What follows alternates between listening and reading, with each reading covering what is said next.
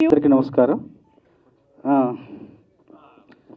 అభిమానం అనేది ఆనందాన్ని ఇస్తుంది, కానీ అభిమానం అనేది ఆనంద బాష్పాన్ని కూడా ఇస్తుందని ఇప్పుడే అర్థమైంది. తమ్ముడు మాట్లాడుతుంటే చేసింది ఏం లేదు, కానీ అప్పుడప్పుడు ఫోన్ చేస్తే మాట్లాడి తప్పకుండా ఎదుగుతావు, నీకు మంచి భవిష్యత్తు ఉంది, మంచి ప్రతిభ ఉంది, మంచి వినయం విధేయత అన్నీ ఉన్నాయి, తప్పకుండా ఎదుగుతావు, నేను అదే దారిలో అదే మార్గంలో అదే నమ్ముకొని వచ్చాను, నువ్వు కూడా తప్పకుండా ఎదుగుతావు ఎప్పుడు శుభ ఆకాంక్షలు వ్యక్తం చేసేవాడిని. నేను ఇచ్చింది అదే, నేను చెప్పింది అదే, దాన్ని ఆలంబనగా చేసుకుని ఈరోజు అంకుర దశ నుండి చూస్తున్నాను తనను.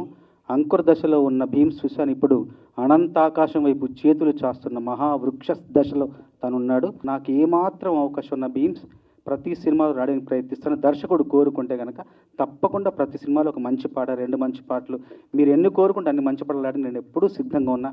నా పని పాటలు రాయడమే, వేరే ఏం లేదు. తర్వాత సురేష్ గారు నన్ను చాలా అభిమానించే నిర్మాత.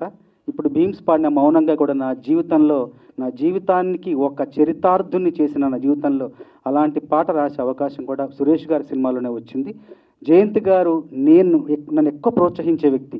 ప్రేమంటే దాని నుండి ప్రేమించుకుందాను రా, శంకరదాదా ఎంబీబీఎస్ అప్పటి నుండి జమినీలో ఉన్నప్పటి నుండి నన్ను బాగా ప్రోత్సహించేవాళ్ళు. చాలా చాలా ఒక స్నేహభావంతో ఉంటారు. జయంత్ గారితో మళ్ళీ సురేష్ గారితో వీళ్ళందరితో కలిసి పనిచేసే అవకాశం వచ్చినందుకు వీళ్ళందరినీ వేదిక మీద కలిసి కూడా నాకు చాలా ఆనందంగా ఉంది.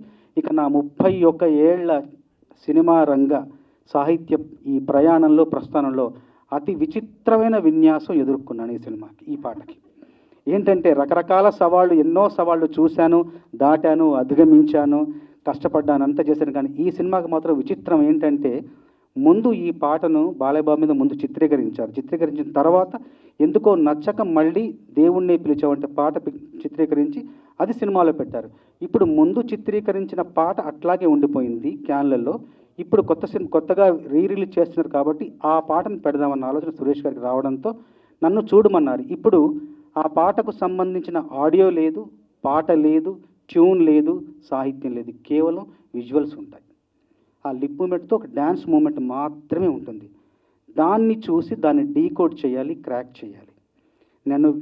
నన్ను పిలిచారు ఆఫీస్కి. వెళ్ళగానే చూడగానే ముందు ఇది చాలా అసాధ్యం, ఇంకా క్లిష్టం, ఇంకా ఇది అవ్వదు అనుకున్నా. కానీ మళ్ళీ ఒకసారి ఆలోచించి చేద్దాం చేస్తే ఒక చరిత్రగా మనం చెప్పుకోవచ్చు, మిగిలిపోతుంది మన జీవితంలో అత్యంత ఒక మధురమైన ఘటనగా మిగిలిపోతుందని ఆలోచించి ముందు చాలా జాగ్రత్తగా ఒక గంటన్నర అసలు తాళం ఏంటి, లయ ఏంటి, ఏ టెంపోలో ఉందని దాన్ని మాత్రమే డీకోడ్ చేసుకుంటూ వచ్చి ఈ టెంపోలో ఉంది, ఈ లయలో ఉంది, ఈ తాళంలో. తర్వాత మళ్ళీ ఒక రోజంతా కూర్చుని ఏం రాస్తే బాగుంటుందని చెప్పేసి సురేష్ గారి ఎగ్జిక్యూటివ్ ప్రొడ్యూసర్కి మన వంశీ అని ఉన్నాడు, ఆ వంశీ గారితో కూర్చొని మేము ఇద్దరం డిస్కస్ చేస్తూ కార్లో వెళుతూ మ్యాన్షన్ హౌస్ని పట్టుకొస్తే బాగుంటుంది, బాలయ్య బాబు జీవితంలో ఇది చాలా ప్రచారం పొందింది కాబట్టి అని ఆలోచిస్తూ అప్పుడు కారులో చెప్పాను, మంచినీళ్ళు తాగినోడు మామూలోడు, మజ్జిగ తాగినోడు మంచోడు, మందేసినోడు ఘనుడు, మ్యాన్షన్ హౌస్ ఇసినోడు మహానుభావుడని కారులో చెప్పి వెంటనే సురేష్ గారు చెప్పగానే చాలా బాగుంది, చాలామంది ఇంకా ప్రొసీడ్ అవ్వండి అని చెప్పారు.